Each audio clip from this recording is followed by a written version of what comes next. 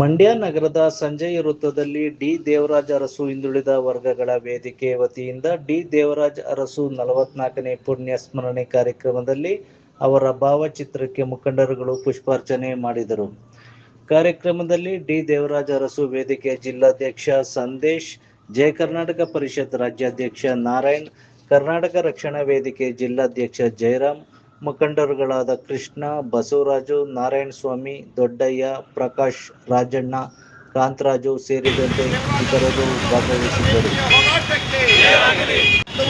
ಹಾಗಾಗಿ ಅಂತ ಜನನಾಯಕರು, ಜನಾಧಿಕಾರದ ನಾಯಕರು ಅಂತ ಕೊಟ್ಟಿಗೆನಲ್ಲಿ ರಾಮಯ್ಯ ಅವರು ಜನಾಧಿಕಾರ ನಮ್ಮನ್ನು ಇಡೀ ನಮ್ಮ ಕರ್ನಾಟಕ ಕಂಡಂತಹ ಅತ್ಯಂತ ಒಬ್ಬ ಅತ್ಯುತ್ತಮ ಮುಖ್ಯಮಂತ್ರಿಯಾಗಿ ಬಡವರ ಒಂದು ಹಿತವನ್ನು ಕಾಪಾಡ್ತಕ್ಕಂಥ, ಬಡವರಿಗೆ ಹಕ್ಕನ್ನು ನೀಡಿದಂತಹ, ಬಡವ ಒಂದು ಏನು ಉಳುವವನಿಗೆ ಭೂಮಿಯ ಒಡೆಯ ಅಂತೇಳಿ ಹಕ್ಕನ್ನು ನೀಡಿದಂತಹ ಡಿ ದೇವರಾಜ ಅರಸುರವರಿಗೆ ನಾವು ಇವತ್ತು ಅವ್ರನ್ನ ನೆನೆಸ್ಕೊಳ್ತಕ್ಕಂಥ ಕೆಲಸ ನಾವೆಲ್ಲರೂ ಕೂಡ ಮಾಡಬೇಕು. ಅವರು ಯಾವುದೇ ಒಂದು ಜಾತಿಗೋಸ್ಕರ ಆ ಕಾರ್ಯಕ್ರಮವನ್ನು ಮಾಡಲಿಲ್ಲ. ಅದರಲ್ಲಿ ಎಲ್ಲರೂ ಕೂಡ ಎಲ್ಲ ಜಾತಿಯ ಎಲ್ಲ ವರ್ಗದ ಒಂದು ಫಲಾನುಭವಿಗಳು ಆ ಫಲವನ್ನು ಪಡ್ಕೊಂಡಿದ್ದಾರೆ. ಹಾಗಾಗಿ ಪ್ರತಿಯೊಬ್ಬರು ಕೂಡ, ಯಾಕೆ ಅಂತ ಹೇಳಿದ್ರೆ ಇವತ್ತು ದೇವರಾಜ ಅರಸು ಅಂದರೆ ಬರೀ ಹಿಂದುಳಿದ ವರ್ಗಕ್ಕೆ ಅಂತ ಹೇಳ್ತಾರೆ, ಅದಲ್ಲ, ಇಡೀ ಕರ್ನಾಟಕಕ್ಕೆ ಒಂದು ಹೆಮ್ಮೆಯ ಒಂದು ಮುಖ್ಯಮಂತ್ರಿಯಾಗಿ ಒಂದು ಆಡಳಿತವನ್ನು ನೀಡಿದಂಥವರು. ಈ ಮೈಸೂರು ರಾಜ್ಯದ ಪ್ರಾಂತ್ಯದಿಂದ ಕರ್ನಾಟಕ ಅಂತೇಳಿ ಒಂದು ಹೊಸ ನಾಮಕರಣವನ್ನು ಮಾಡಿದಂಥ, ಇತಿಹಾಸವನ್ನು ಸೃಷ್ಟಿಸಿದಂತಹ ಒಬ್ಬ ಯಾರು ಏಕೈಕ ಮುಖ್ಯಮಂತ್ರಿ ಅಂತ ಹೇಳಿದ್ರೆ ಅದು ನಮ್ಮ ದೇವರಾಜ ಅರಸುರವರು. ಹಾಗಾಗಿ ಇಡೀ ಕರ್ನಾಟಕ ರಾಜ್ಯದ ಜನತೆ ಅವ್ರನ್ನ ಸ್ಮರಿಸ್ತಕ್ಕಂಥ ಕೆಲಸವನ್ನು ಮಾಡಬೇಕು.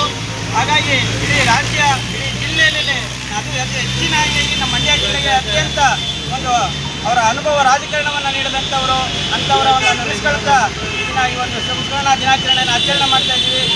ಸಂಘಟನೆ ಅವ್ರನ್ನ ಯಾಕೆ ಅಂದರೆ ಇವತ್ತು ಭೂ ಸುಧಾರಣಾ ಕಾಯ್ದೆಯನ್ನು ಇವತ್ತು ನಮ್ಮಲ್ಲಿ ನೋಡ್ತಾ ಇದ್ದೀವಿ ಅಂತಂದರೆ, ಉಳುವವನೇ ಒಡೆಯ ಅನ್ನೋ ಯೋಜನೆಯನ್ನು, ಆ ಕಾಯ್ದೆಯನ್ನು ತಂದಂಥ ಪುಣ್ಯಾತ್ಮ ನಮ್ಮ ಡಿ ದೇವರಾಜ ಅರಸುರವರು.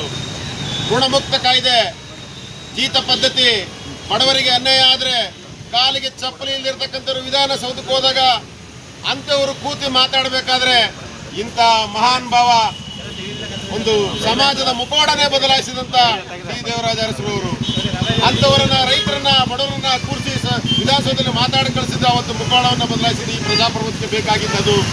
ಅಂತಹ ಪುಣ್ಯಾತ್ಮನನ್ನ ಇವತ್ತು ನೆನೀತಾ ಇದ್ದೀವಿ. ಅಷ್ಟೇ ಯಾಕೆ, ಹರಿದು ಹಂಚಿ ಹೋಗಿದ್ದು ರಾಜ್ಯ ಮುಂಬೈ ಕರ್ನಾಟಕ, ಬಾಂಬೆ ಕರ್ನಾಟಕ, ಮಡ್ರಾಸ್ ಕರ್ನಾಟಕ, ಹೀಗೆ ನಮ್ಮ ಮೈಸೂರು ಸಂಸ್ಥಾನ, ಮಡಿಕೇರಿ, ಈ ರೀತಿ ಹಂಚಿ ಹೋಗಿದ್ದನ್ನ ಏಕೀಕರಣ, ಆಲೂರು ವೆಂಕಟರಾಯವರು ಮಾಡಿದಂಥ ಒಂದು ಏಕೀಕರಣದಲ್ಲಿ ಇದನ್ನ ಕರ್ನಾಟಕ ಅಂತ ನಾಮಕರಣ ಮಾಡಿದಂಥ ಪುಣ್ಯಾತ್ಮರು ನಮ್ಮ ಏನು ದೇವರಾಜ ಅರಸುರವರು. ಇದೇ ರೀತಿ ಅನೇಕ ಬಡವರಿಗೆ ಮತ್ತೆ ನಮ್ಮ ಹಿಂದುಳಿದ ವರ್ಗಗಳಿಗೆ ಒಂದು ನಿಗಮವನ್ನು ಸ್ಥಾಪನೆ ಮಾಡಿಕೊಟ್ಟಂಥವ್ರು. 2 ಬಾರಿ ಮುಖ್ಯಮಂತ್ರಿಯಾಗಿ ಅನೇಕ ಅವರ ಸಾಧನೆಗಳನ್ನು ಹೇಳ್ತಾ ಇದ್ರೆ ಸಾಲ್ಗಟ್ಟಲೆ ಹೇಳ್ಕೊತಾ ಹೋಗ್ಬೋದು. ಇಂತಹ ಸ್ಮರಣೆಗಳಿಗೆ ಭಾಗವಹಿಸಬೇಕು, ಇಂಥ ಜಯಂತಿಗಳಿಗೆ ಭಾಗವಹಿಸಬೇಕು. ಇಲ್ಲಿ ಬಂದಿರತಕ್ಕಂಥವ್ರು ನಿಜವಾದರೂ ವೀರ ಕನ್ನಡಿಗರು. ಯಾಕೆಂದ್ರೆ ಇಂಥ ಸಾರ್ವಭೌಮ ಕನ್ನಡಿಗರಿಗೆ ನಮ್ಮನ್ನ ಸಲ್ಸಕ್ಕೆ ಬಂದಿರತಕ್ಕಂಥವ್ರು ನೀವೆಲ್ಲ ವೀರ ಕನ್ನಡಿಗರು. ಸಾಮಾಜಿಕ ನ್ಯಾಯದ ಘನತೆಯನ್ನ ಎತ್ತಿ ಹಿಡಿದಂಥ ಮಹಾನ್ ನಾಯಕ, ಎಲ್ಲ ಜಾತಿಯ ಬಡವರಿಗೆ ಭೂಮಿಯನ್ನು ಕೊಟ್ಟಂಥವರು. ಉಳುಮೆ ಮಾಡ್ತಕ್ಕಂಥ 21 ಲಕ್ಷ ಎಕರೆ ಭೂಮಿಯನ್ನ ಯಾರ್ಯಾರು ಉಳುಮೆ ಮಾಡ್ತಿದ್ರು ಅವರೆಲ್ಲರಿಗೂ ಕೊಡೋದ್ರ ಮೂಲಕ ದೇವರಾಜ ಅರಸು ಅವರು ಒಂದು ದಾಖಲೆಯ ರಕ್ತರಹಿತ ಕ್ರಾಂತಿ, ಉಳುವವನಿಗೆ ಭೂ ಒಡೆಯ ಕೊಟ್ಟಂಥದ್ದು ಒಂದು ರಕ್ತರಹಿತವಾದಂಥ ಕ್ರಾಂತಿಯನ್ನ ದೇವರಾಜ ಅರಸು ಅವರು ಮಾಡಿದ್ದಾರೆ.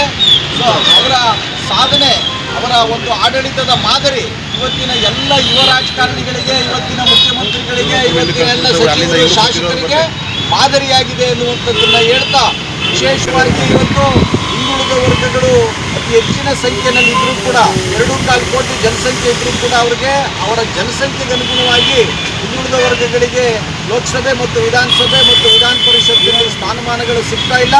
ಸೊ ಅವ್ರಿಗೆ ಮೀಸಲಾತಿಯನ್ನು ಕಲ್ಪಿಸೋದ್ರ ಮೂಲಕ ಸ್ಥಾನಮಾನವನ್ನು ಇಂದಿನ ರಾಜಕೀಯ ವ್ಯವಸ್ಥೆ, ಇಂದಿನ ಸರ್ಕಾರ ಕಲ್ಪಿಸಲಿ ಎನ್ನುವಂಥ ಆಶಯವನ್ನು ವ್ಯಕ್ತಪಡಿಸ್ತಾ